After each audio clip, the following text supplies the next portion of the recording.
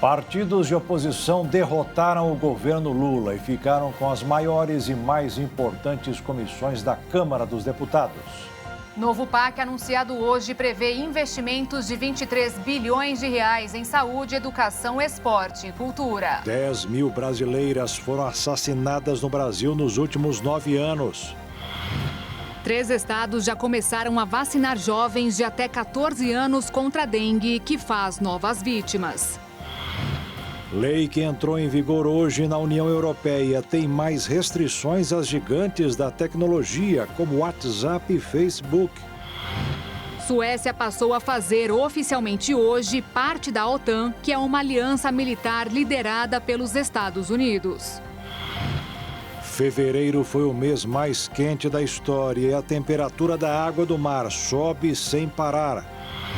E uma onça preta faz sucesso na internet ao brincar com o cuidador e mostrar que sabe respeitar os seus limites. Agora, no Jornal das 22.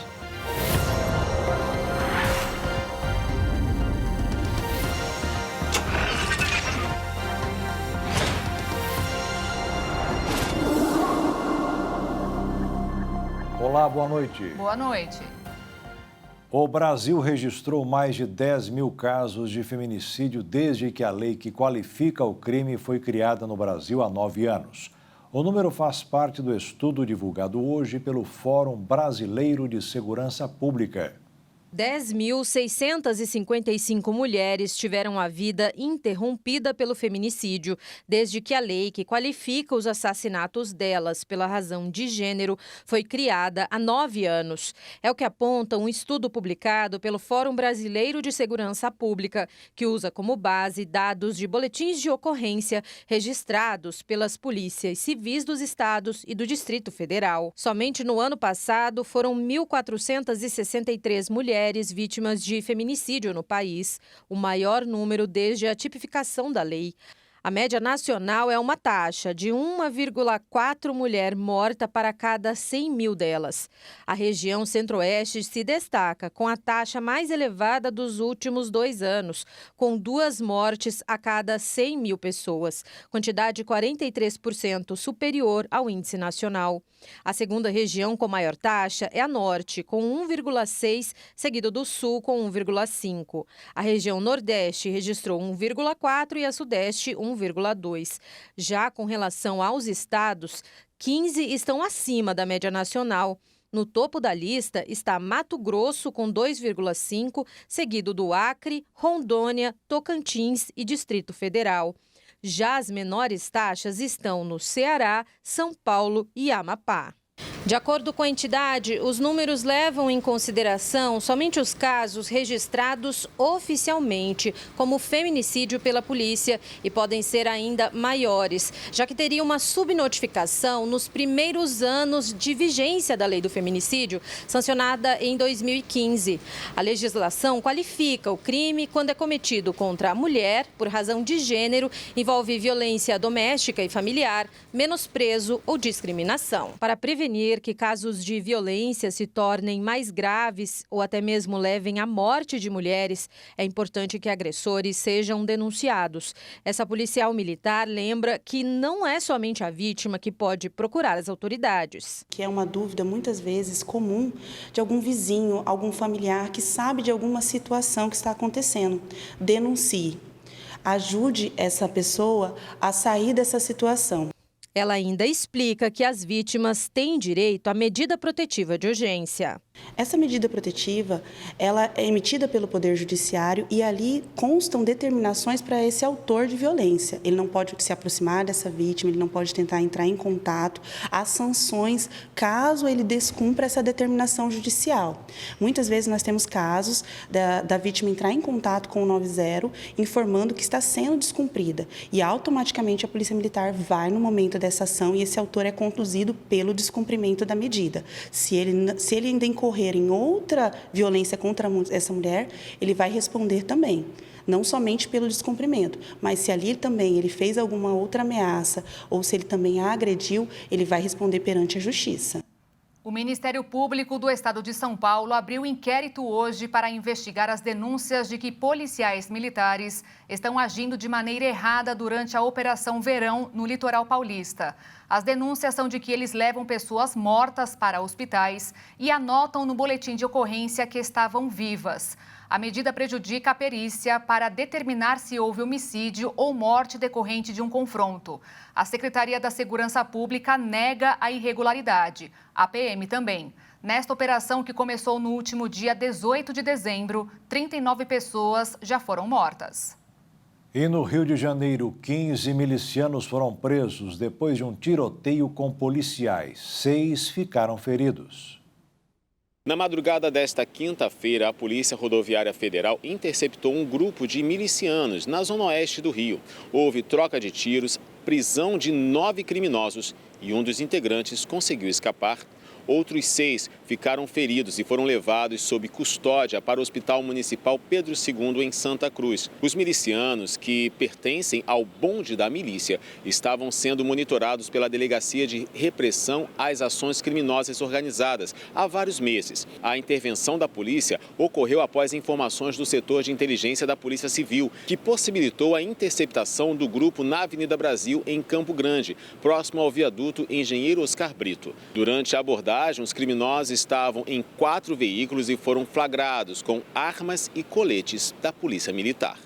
E um dos fugitivos da Penitenciária de Segurança Máxima de Campo Grande, em Mato Grosso do Sul, foi recapturado. Ele estava em um local conhecido como Hotel do Crime. O outro conseguiu fugir antes da polícia chegar. Essas imagens são do Garras, Delegacia Especializada de Repressão a Roubos a Bancos, Assaltos e Sequestros, durante a recaptura de Naldinei de Arruda Martins, de 32 anos, conhecido como Hip Hop, na noite de ontem. Ele estava foragido desde segunda-feira, quando pulou o muro da Penitenciária de Segurança Máxima de Campo Grande, onde cumpre pena. Ele foi localizado no bairro Jardim Campo Alto, em uma residência conhecida como Hotel do Crime, que refugiava foragidos da Justiça. Segundo Garras, Naldinei seria faccionado de uma organização criminosa e estaria acionando outros integrantes para fazerem seu resgate no local em que estaria escondido para transportá-lo até a fronteira do Brasil com o Paraguai. Naldinei foi flagrado no momento que recepcionava uma mulher em frente à residência onde se escondia. Após receber voz de prisão, ele tentou fugir pulando o muro dos fundos da casa. Teve início, então, uma perseguição, sendo que outros 5 membros que estavam no local auxiliaram nesta fuga. Todos tinham mandados expedidos contra eles. Naldinei foi localizado na laje de uma casa em construção. Ainda segundo Garras, Douglas Luan Souza Anastácio, de 33 anos, que fugiu junto com Naldinei na segunda-feira, estava escondido na mesma casa, mas saiu antes da chegada da polícia e permanece foragido. Ontem, policiais penais fizeram uma manifestação em frente ao estabelecimento penal. O ato foi em resposta à fuga dos 2 presos. Os servidores alegam condições precárias de trabalho de custódia dos detentos. De acordo com o sindicato, que representa a categoria, a falta de efetivo contribuiu para a fuga dos internos. Aonde ele estava, não havia visibilidade do local aonde ocorreu a fuga. Mais um servidor era responsável pelo monitoramento, mas é subdividida essa tela, que são 4 telas, em 64 vídeos. Uma pessoa somente para cuidar de 64 vídeos. Qual que é a solução? Reduzir as rotinas internas da unidade, dando prioridade para a segurança, regulamentação da nossa lei e a questão também de um concurso público urgente e a valorização desse profissional que não ganha o valor necessário para isso. A AGPEN, que é a Agência Estadual de Administração do Sistema Penitenciário, informou que a Corregedoria abriu uma sindicância para apurar o caso e anunciou medidas para reforçar a vigilância no presídio. Um avião da United Airlines, que saiu do Aeroporto Internacional de São Francisco, nos Estados Unidos, com destino para Osaka, no Japão, foi desviado após 25 minutos de voo para o Aeroporto Internacional de Los Angeles, após perder um pneu durante a decolagem. A peça caiu em um estacionamento de superfície usado por funcionários do terminal. Segundo a imprensa local, vários carros sofreram danos como resultado da queda. Uma pista no terminal foi brevemente fechada. A aeronave, um Boeing 777, tinha 6 pneus em cada um dos 2 trens de pouso principais. Segundo a United, havia 249 pessoas a bordo, 235 passageiros, 10 comissários de bordo e 4 pilotos. Não houve registro de feridos. Fevereiro foi o mês mais quente da história, mas os recordes não ficaram somente na atmosfera. As altas temperaturas também foram aos oceanos. Um dado que é considerado preocupante e que deixa claro que vivemos uma emergência climática. Fevereiro de 2024, um mês que não cansou de quebrar recordes preocupantes. Além de ser o seu respectivo período mais quente, também marcou o 9º mês seguido de altas temperaturas. O levantamento do Observatório Europeu Copérnicos mostrou que a média deste mês de fevereiro foi de quase 14 graus Celsius. Ele superou os registros de 2016 e se tornou o mais quente da história. Além disso, a temperatura média global nos últimos 12 meses é a mais alta já registrada. Se forem levadas em conta as temperaturas registradas desde a década de 90, a média foi de quase 1 grau maior. Mas o clima quente foi para muito mais longe. Ele também chegou nos mares, e por lá a situação também é preocupante. A média em fevereiro chegou aos 21 graus Celsius e quebrou o recorde histórico para o período. Para os especialistas, isso está acontecendo por conta das muitas concentrações de gases de efeito estufa. Eles vêm de algumas coisas que fazemos todos os dias e nem ao menos percebemos que estamos prejudicando o meio ambiente. Eles saem quando queimamos combustíveis, como a gasolina e o carvão. Então, quando estamos dirigindo o nosso carro, emitimos gases causadores do efeito estufa. Quando utilizamos a energia de usinas também. E até o desmatamento acaba liberando esses terríveis gases. Se não fizermos nada para que isso deixe de acontecer, continuaremos enfrentando climas ainda piores. Algo que não queremos que aconteça. Até porque, com os oceanos muito quentes, as chances de ocorrerem fenômenos atmosféricos também sobem. Eles contribuem para a formação de furacões, tufões e até ciclones, além de aumentar a intensidade desses problemas. Um fato que pôde ser comprovado por todo o ano passado. 2023 foi o mais quente em 125 mil anos e quebrou todos os recordes. E junto com ele, também vieram eventos climáticos extremos, como a seca histórica que atingiu a Amazônia, incêndios florestais no Canadá e até alagamentos na China. E veja a seguir, partidos de oposição derrotaram o governo Lula e ficaram com as maiores e mais importantes comissões da Câmara dos Deputados. E ainda, a nova lei da União Europeia entrou em vigor com mais restrições às gigantes da tecnologia como WhatsApp e Facebook.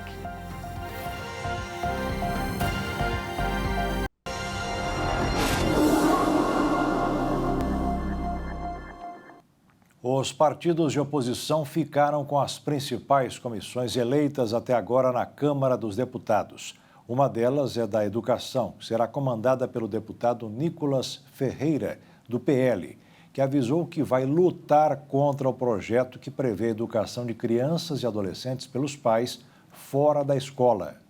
A Comissão de Educação da Câmara elegeu o deputado federal Nicolas Ferreira, do PL de Minas Gerais, para comandar o grupo. O parlamentar é um ferrenho crítico do governo federal e pretende fazer oposição forte. Nicolas afirma que colocará a pauta do homeschooling como uma das prioridades da comissão para este ano. Na Comissão de Segurança Pública, assumiu o deputado Alberto Fraga, do PL do Distrito Federal. Diante do colegiado, o parlamentar defendeu que manterá a oposição, mas vai construir diálogo com o governo para destravar as pautas da segurança pública. Antes mesmo de eu ser eleito presidente da comissão, eu já tinha uma audiência marcada com o ministro da Justiça. E vou lá, eu quero ouvir dele. Vou dizer que o decreto massacra os comerciantes, que o decreto das armas é um absurdo que estão fazendo com os CACs, estão marginalizando os colecionadores, atiradores e caçadores, e eu quero ouvir da boca dele. Se não tiver diálogo, aí sim nós vamos fazer o que tem que ser feito por essa comissão. O deputado Antônio Carlos Rodrigues, do PL de São Paulo, vai liderar a Comissão de Esporte. E na Comissão de Previdência, Assistência Social, Infância, Adolescência e Família, o deputado Pastor Eurico, do PL de Pernambuco, foi eleito com 14 votos. Depois da CCJ, é a comissão que tivemos mais projetos em análise foram votados. Vamos, é claro, estar reunindo todos que fazem parte da comissão para tomarmos ciência de tudo e daí começarmos a pensar o que vamos deliberar. A deputada Carolina Detone, do PL de Santa Catarina, foi eleita para a mais importante comissão da Câmara, a de Constituição e Justiça. A deputada, assumidamente conservadora, afirma que vai atuar com responsabilidade, priorizando a qualidade e não a quantidade de projetos. Nós temos um excessivo número de leis. Eu não sou a favor de regular todos os atos da vida civil. Acho que a gente tem que deixar um clima de liberdade na sociedade. Então, a gente tem que pensar nesse sentido de não querer aprovar um número enorme de leis, de bater uma meta de quantidade, mas de qualidade. O União Brasil ficou com 2 comissões. O deputado Fábio Chioquete, de Santa Catarina, assumiu a Comissão de Defesa do Consumidor e o deputado Danilo Forte, do União do Ceará, é o presidente da Comissão de Desenvolvimento Econômico.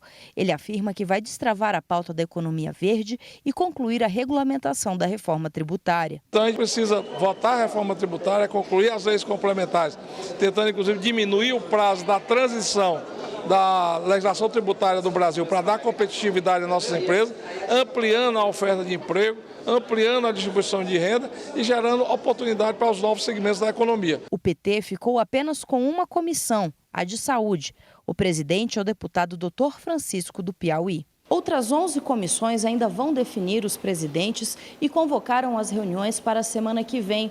Mas a alta predominância de partidos de oposição na presidência de comissões importantes, como a de Constituição e Justiça e de Educação, demonstra falta de articulação política do governo federal, o que poderá atrapalhar o andamento de pautas importantes para o governo ao longo do ano. O governo acaba por criar uma grande dor de cabeça na tramitação de seus projetos dentro da Câmara, já que compete ao presidente estabelecer o fluxo e a dinâmica que esses processos vão ser colocados em votação e eventualmente chegar a plenário. Com relação à Comissão de Educação, ao ser presidida pelo deputado Nicolas, sem dúvidas, o discurso ideológico tem pautado o embate entre oposição e situação, ele vai ganhar um palanque que outrora ele não detinha. Então, sem sombra de dúvidas, o governo federal errou ao não empregar a devida preocupação e cautela na definição das presidências dessas comissões. O que já se sabe é que o governo pretende superar essas possíveis dificuldades com essa comissão na mão de um partido de oposição através de manobras com o regimento da casa, colocando urgência nos projetos de maior relevância, né? Mas de toda forma isso também obriga a fazer concessões políticas e buscar apoios, inclusive para aprovar essas urgências ou passar por medida provisória os projetos mais importantes. O senador Marcelo Castro, do MDB do Piauí, vai ser o relator da proposta de emenda à Constituição que pede o fim da reeleição em cargos no Executivo. Ou seja, prefeitos, governadores e até o presidente da República não poderão ocupar mais de uma vez suas respectivas cadeiras. A escolha de Castro foi feita hoje durante uma reunião com líderes do Senado. Ele afirmou que espera aprovar a PEC em até 3 meses. E para que isso aconteça, vai fazer diversas sessões de debate para chegar num entendimento geral sobre o tema. Começou hoje a janela partidária, período que concede aos políticos o direito de trocar o partido dentro das regras da lei eleitoral. Há pouco menos de 7 meses para as eleições municipais, a janela partidária já foi aberta. Para quem não tem muito conhecimento sobre esse assunto, em um resumo básico, é um intervalo de 27 dias aberto somente em anos eleitorais, em que as pessoas que detêm cargos políticos, como os vereadores, por exemplo, podem mudar de partido sem perder o cargo atual. E com isso, a dança das cadeiras começa a todo vapor. Essas condições trazem algumas incertezas para as próximas eleições, já que, dependendo do caso, as saídas de políticos de partidos podem os enfraquecer. como tem sido o temor vivido pelo PSDB em São Paulo. Segundo apurações, ao menos 4 vereadores dos 8 em exercício na principal cidade da América Latina já decidiram abandonar o partido antes da disputa de outubro. Contudo, a baixa pode ser ainda maior, chegando a 6 ou 7 vereadores indo para outros partidos. Um dos motivos para essa debandada é a falta de diálogo entre a bancada na capital paulista e a executiva nacional. Situações como essas ocorrem em todos os partidos e a janela partidária surgiu exatamente para que as mudanças fossem feitas de maneira organizada e com segurança. Vale ressaltar que a janela partidária foi uma saída criada pelo Congresso após o Tribunal Superior Eleitoral determinar que os cargos obtidos em eleições proporcionais devem ter uma fidelidade partidária, pois pertencem aos partidos e não ao candidato. Posteriormente, a medida também foi confirmada pelo Supremo Tribunal Federal. Dessa forma, as pessoas que ocupam essas funções têm até o dia 5 de abril deste ano para se filiar a outras siglas. Esse é o prazo final para a filiação partidária de quem pretende concorrer à reeleição no pleito de outubro. Para disputar uma eleição no Brasil, o político deve estar filiado a um partido. Esse fator é verificado no momento de registro de sua candidatura, que ocorre em agosto do ano eleitoral. Porém, as regras exigem que a filiação deve ser de no mínimo 6 meses antes das eleições. Os segurados que precisam do benefício por incapacidade temporária ou auxílio-doença poderão fazer em breve o pedido e entregar o atestado médico em agências dos Correios. O Instituto Nacional do Seguro Social vai começar os testes para pagamento do seguro por incapacidade temporária nas agências dos Correios de Fortaleza, a partir do dia 18 de março. Esse primeiro período vai permitir um planejamento de aumentar o alcance, uma vez que a ideia é expandir o modelo para todo o país. A abertura de um novo canal de atendimento faz parte da estratégia do órgão de ampliar o uso do AtestMed, sistema online que dispensa a perícia presencial.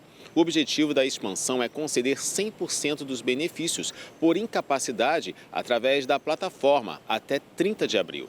Com esse novo modelo, o segurado terá 2 opções. A primeira é ir direto à agência dos Correios, onde o atestado será digitalizado e enviado por um funcionário. A outra alternativa é iniciar o requerimento por meio da central telefônica 135 e ir à agência dos Correios apenas para apresentar o atestado médico, para complementar a solicitação.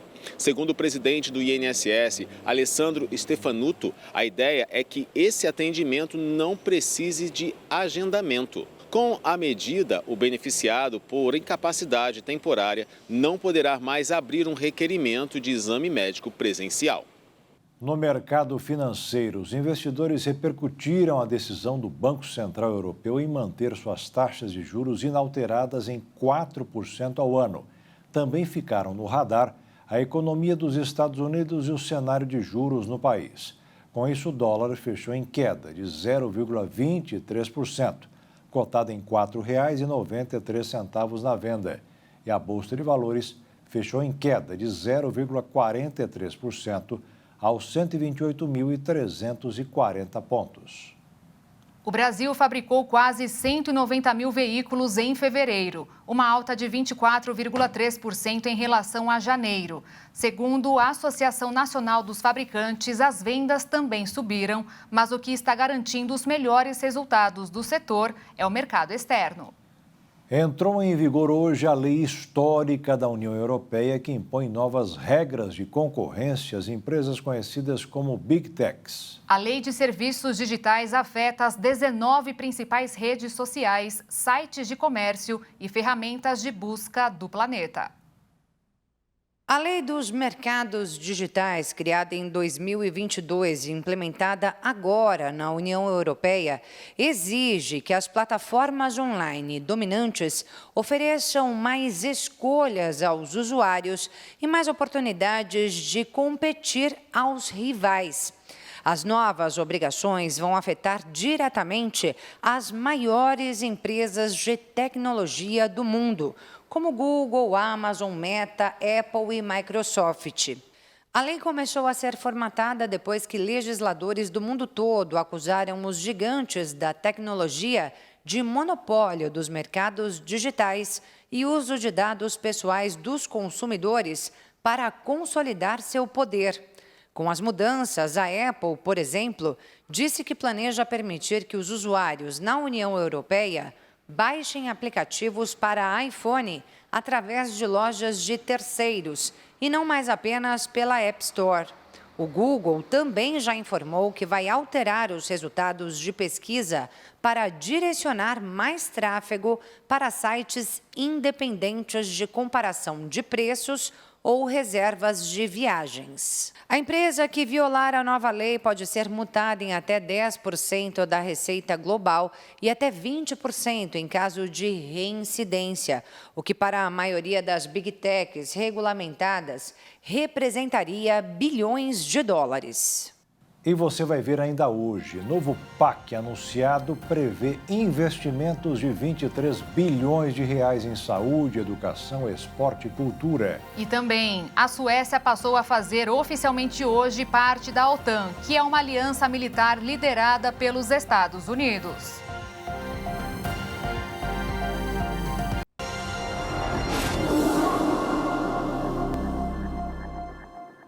A Controladoria Geral da União demitiu 2 servidores da alta cúpula do Ministério da Saúde envolvidos em esquemas de desvio de recursos na compra de vacinas contra a Covid-19. Eles estavam no cargo durante o governo de Jair Bolsonaro. A investigação conduzida pela Controladoria Geral da União apontou que Antônio Elcio Franco, ex-secretário executivo do Ministério da Saúde, direcionou a contratação de seguro vacina contra a Covid-19. Já o então diretor de Logística de Saúde do Ministério, Roberto Ferreira Dias, não observou a legislação para a aquisição do seguro e autorizou a contratação da empresa sem justificativa de preço de mercado. Os dois ficaram conhecidos durante a CPI da pandemia, quando foi revelado um esquema de corrupção na compra das vacinas contra a Covid-19. Mas a investigação em questão trata especificamente da contratação de um seguro internacional para os imunizantes na ordem de 10 milhões de reais. Após a abertura de um processo administrativo disciplinar, a Controladoria Geral da União decidiu pela destituição dos dois do cargo público. Com essa medida, Antônio Elcio Franco e Roberto Ferreira Dias perdem o vínculo com a administração pública e ficam impossibilitados de assumir cargos comissionados por pelo menos 8 anos. Mais de 2 bilhões de reais foram recuperados através de acordos de delações premiadas durante a Operação Lava Jato. A quantia bilionária divulgada hoje pelo ministro do Supremo Tribunal Federal, Edson Fachin, é resultado de um balanço de 10 anos de trabalho.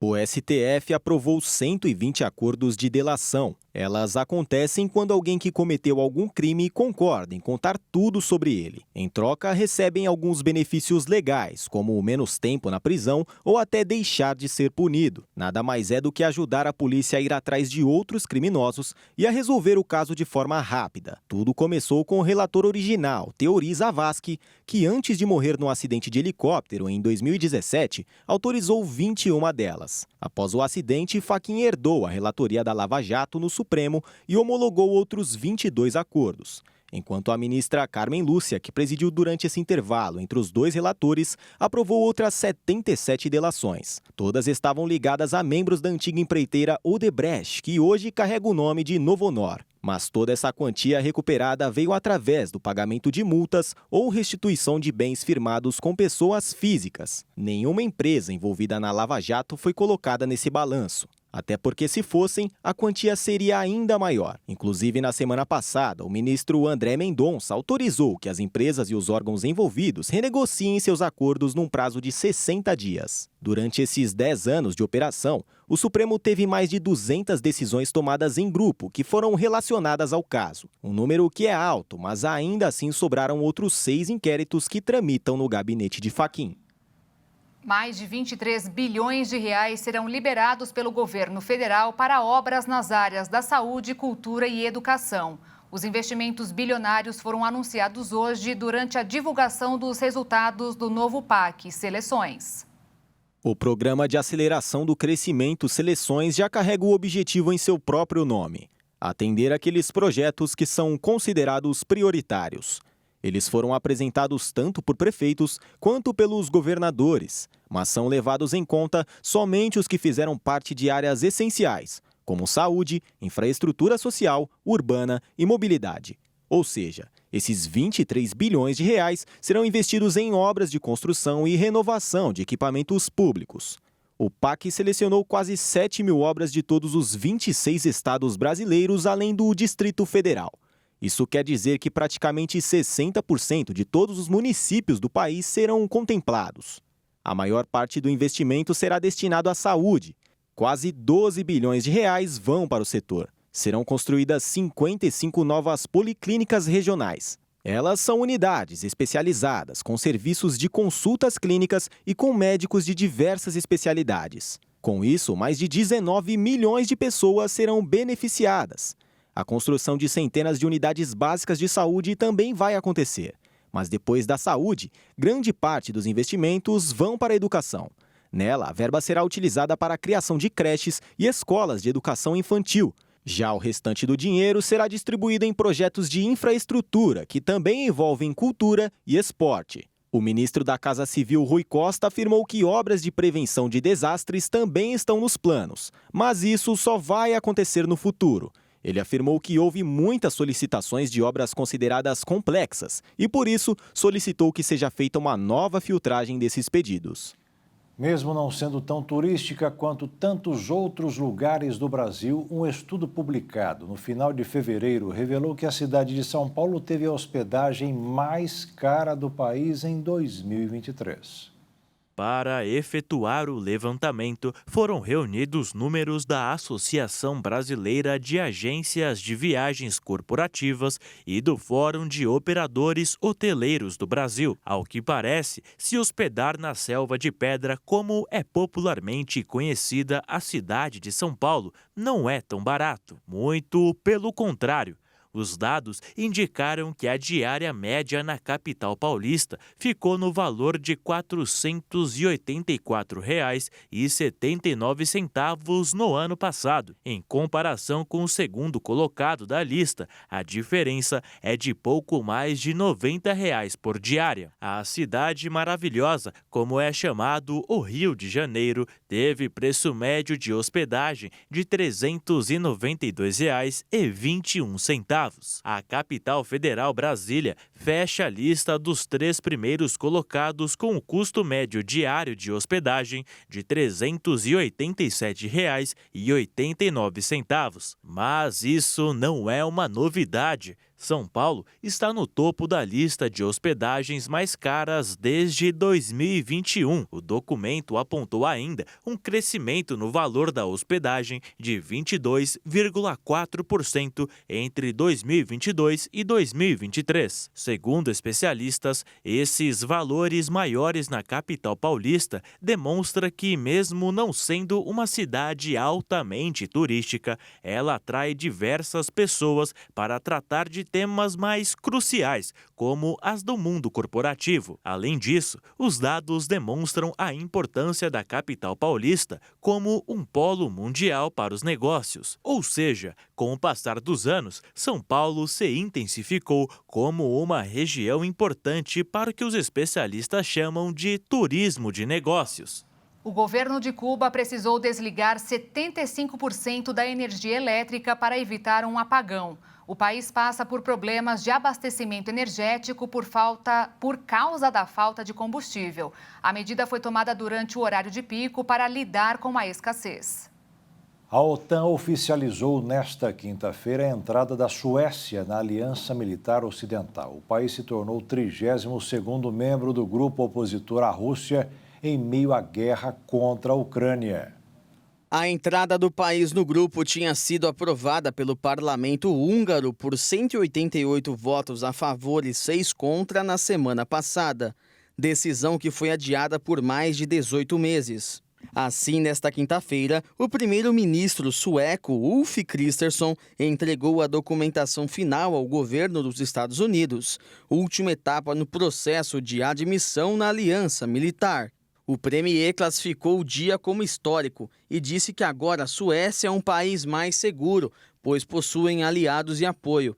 O secretário-geral da OTAN, Jens Stoltenberg, também disse que a entrada do país no grupo é histórica e cumprimentou a Suécia como membro da Aliança Militar Ocidental, dizendo que o país nórdico agora tem a garantia definitiva de segurança do grupo. A entrada do país no grupo também foi comemorada pelo presidente norte-americano Joe Biden, que declarou que agora a OTAN está mais unida, determinada e dinâmica. A entrada de Estocolmo na OTAN foi concluída após meses de discussões, que contavam com a resistência do primeiro-ministro da Hungria, Viktor Orbán, simpático a Putin. A ratificação da adesão sueca pelo parlamento em Budapeste ocorreu depois de um acordo entre os dois países para a compra de 4 caças Gripen, da nação nórdica. Antes da ratificação húngara, a Turquia também demorou para aprovar a adesão da Suécia, exigindo ação mais rigorosa contra membros do Partido dos Trabalhadores do Kurdistão. Assim, para entrar no bloco, a Suécia endureceu o combate ao terrorismo e relaxou as regras sobre venda de armas. Com a Suécia participando da OTAN, toda a costa do Mar Báltico fará parte do território da aliança, com exceção da costa da Rússia.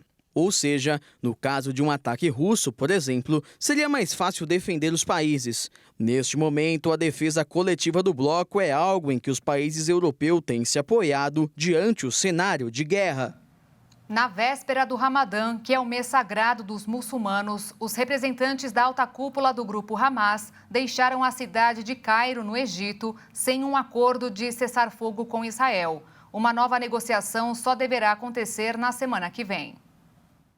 Desde o último domingo, lideranças do grupo Hamas estavam negociando possibilidades para uma trégua no conflito contra Israel. Porém, após diversas reuniões, nada foi decidido e as lideranças do grupo seguiram para Doha, onde possuem um escritório político. De acordo com Sami Abu Zuhri, uma das principais vozes do Hamas, Israel frustrou todos os esforços dos países mediadores, como Estados Unidos, Catar e Egito, para chegar a um acordo. Abu Zuhri disse que Tel Aviv rejeitou as exigências para acabar com a ofensiva em Gaza, retirar suas tropas e também não liberou a entrada de ajuda humanitária e o regresso dos milhares de palestinos deslocados para suas casas. Autoridades egípcias afirmaram que o grupo aceitou os principais termos do acordo como primeira etapa, mas queria compromisso por parte de Israel de que a proposta levaria a um cessar-fogo eventual e permanente, o que é descartado por Tel Aviv. Apesar disso, as autoridades egípcias não descartaram um acordo antes de domingo. Catar, Estados Unidos e Egito estavam reunidos em Cairo desde o último domingo para tentar alcançar um acordo antes do Ramadã. A proposta apresentada anteriormente em Paris prevê uma pausa de 6 semanas nos combates e a libertação de 42 reféns em posse do Hamas, em troca de prisioneiros palestinos em Israel. No último domingo, Tel Aviv não autorizou a ida de sua delegação à cidade de Cairo após o grupo não ter enviado uma lista com os prisioneiros vivos e mortos. Em sua defesa, o grupo alegou que a contagem é impossível sem uma suspensão nos combates, já que os sequestrados estariam espalhados pelo campo de batalha. Segundo estimativas do governo de Israel, 130 dos 250 reféns sequestrados pelo grupo durante o ataque terrorista do dia 7 de outubro continuam em cativeiro em Gaza e pelo menos 31 deles morreram. Para declarar vitória sobre o Hamas, Israel diz estar preparando uma ofensiva terrestre em Rafah, cidade no extremo sul de Gaza, onde, de acordo com a ONU, cerca de 1,5 milhão de palestinos estão amontoados em condições terríveis. Algumas semanas atrás, Israel deu ao grupo Hamas o início do mês sagrado como prazo para libertar todos os reféns. Caso contrário, daria início ao ataque. A guerra completou 5 meses nesta quinta-feira e, desde então, Gaza contabiliza mais de 30 mil mortos, a maioria mulheres e menores, e milhares de deslocados. E veja a seguir, 3 estados já começaram a vacinar jovens de até 14 anos contra a dengue, que faz novas vítimas. E também, uma onça preta faz sucesso na internet ao brincar com o cuidador e mostrar que sabe respeitar os seus limites.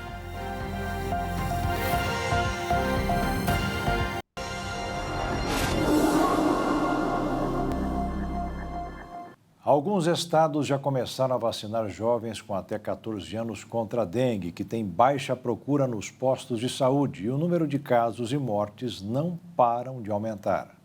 Os estados do Acre, Goiás, Mato Grosso do Sul e o Distrito Federal ampliaram o público-alvo da vacinação contra a dengue para os 14 anos. O município do Rio também anunciou a mudança e agora os cariocas de 10 a 14 anos já podem tomar o imunizante. Segundo o secretário de Saúde Municipal, Daniel Sorães, 40 mil crianças já foram vacinadas, mas ainda há 100 mil doses em estoque.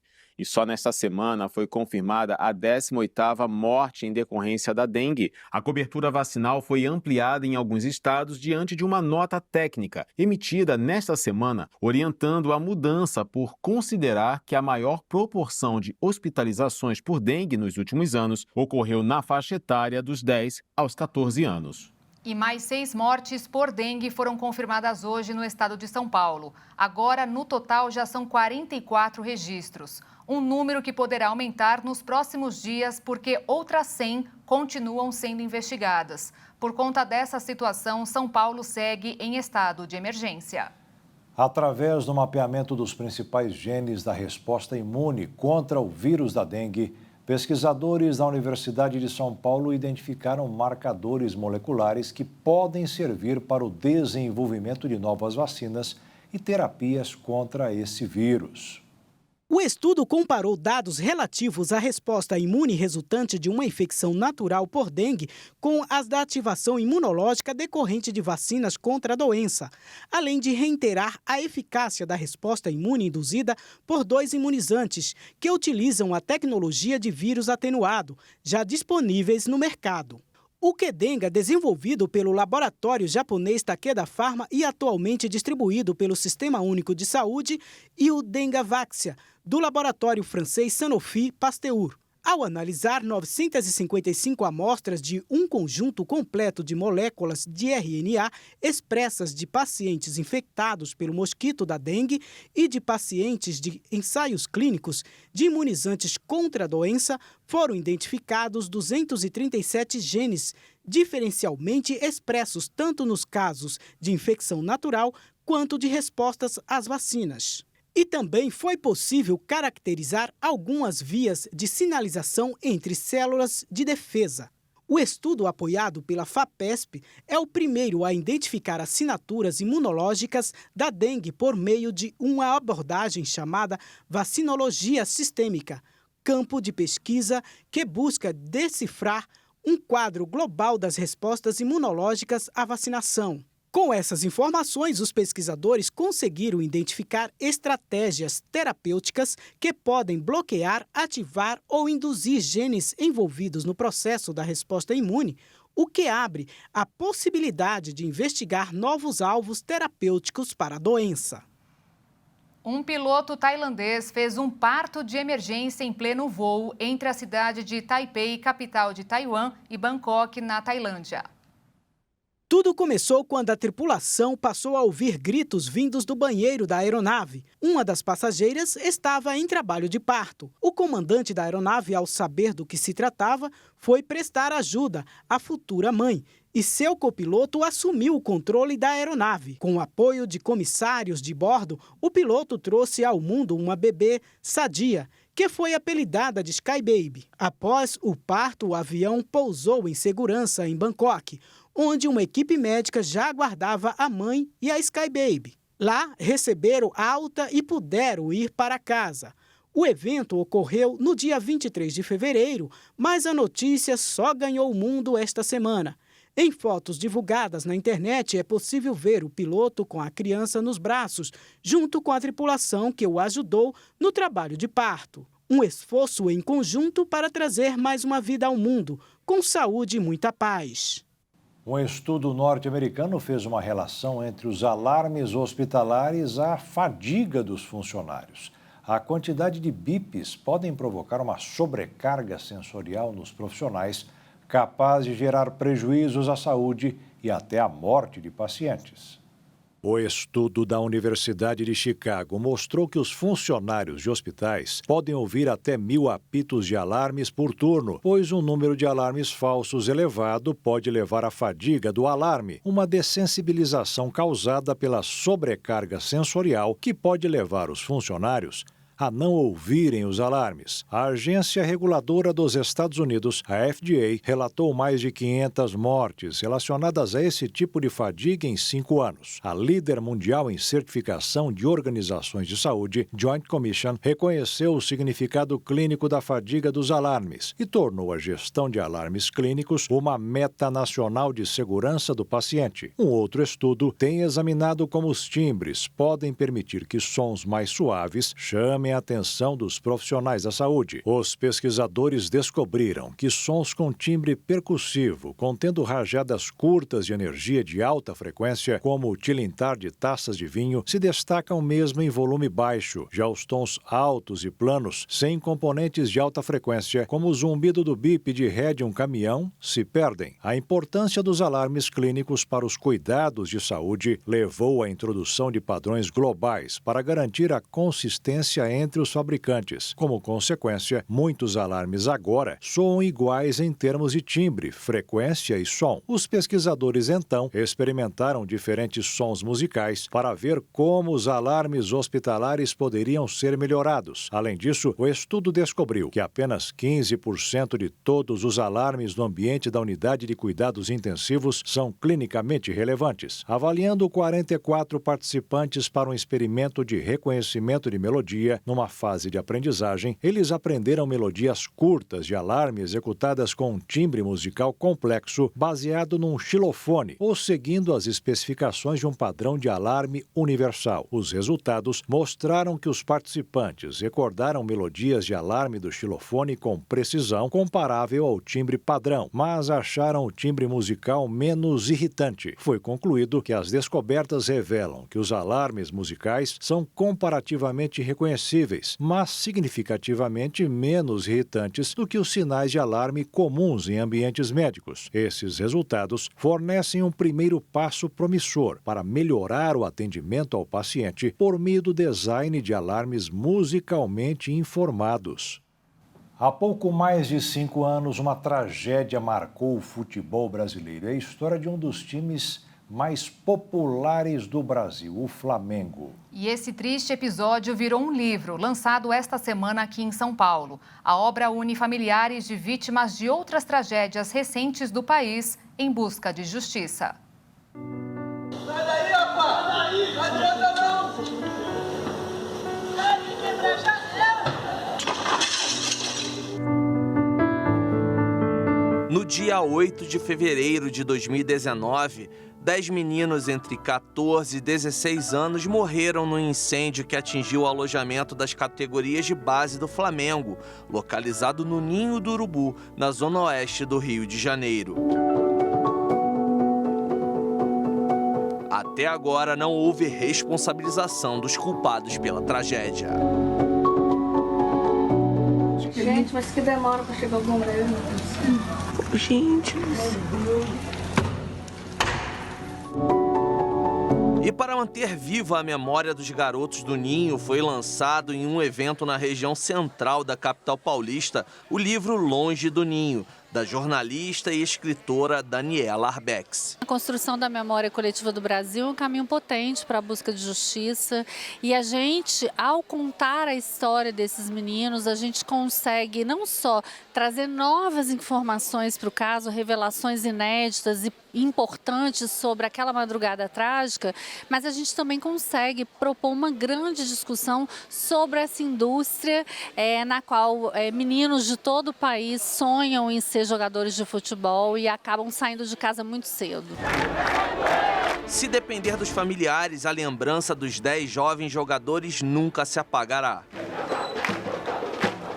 Darley Pizeta, pai do goleiro Bernardo, de apenas 14 anos, lembra daquilo que era mais marcante na jovem promessa no gol rubro-negro. Com certeza a saudade é a maior, né?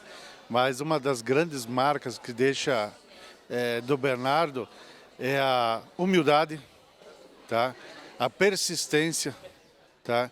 E o carisma que ele tinha. Ele tinha uma luz muito forte, né? Era um menino que lutava muito por aquilo que ele sonhava, por aquilo que ele queria. Apesar da dor pela perda do filho, Darley segue adiante com os mesmos ideais de Bernardo. Com perseverança, ele busca justiça para seu filho e as demais vítimas do incêndio. E esse livro é uma prova viva do que aconteceu. Esse livro vem para nos ajudar realmente a buscar, tá, a punição dos verdadeiros culpados, né? Eu acho que a justiça não pode deixar impune isso. Mas afinal, depois do incêndio no Ninho do Urubu, qual legado fica para o futebol brasileiro? E além disso, é possível olhar para o passado recente para evitar que novas tragédias como essa voltem a acontecer no país? E a gente se propõe a discutir até que ponto os clubes conseguem garantir ou conseguem fazer um acolhimento para cuidar da saúde mental desses meninos, para que ao longo da jornada na categoria de base, se eles não chegarem a se tornar profissionais, para que eles não se sintam fracassados.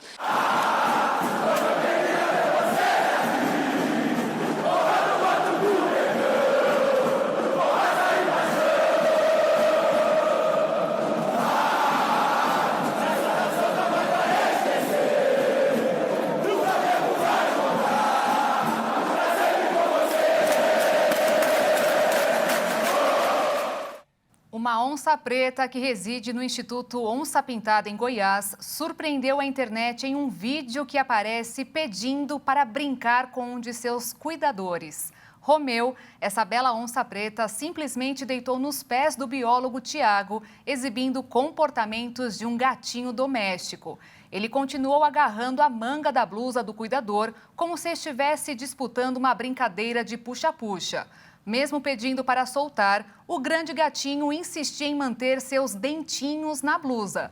Até que Tiago diz que a blusa não é dele, e sim do pai dele. Na mesma hora, o Romeu soltou, deixando a cena bem engraçada, como se tivesse entendido o recado. E claro que os internautas não iam deixar de comentar essa interação da dupla e comparar a semelhança de Romeu com gatos domésticos. E o Jornal das 22 termina aqui. Obrigada pela sua companhia, um ótimo fim de noite para você e nós te esperamos amanhã. Boa noite, fique na paz. Tchau.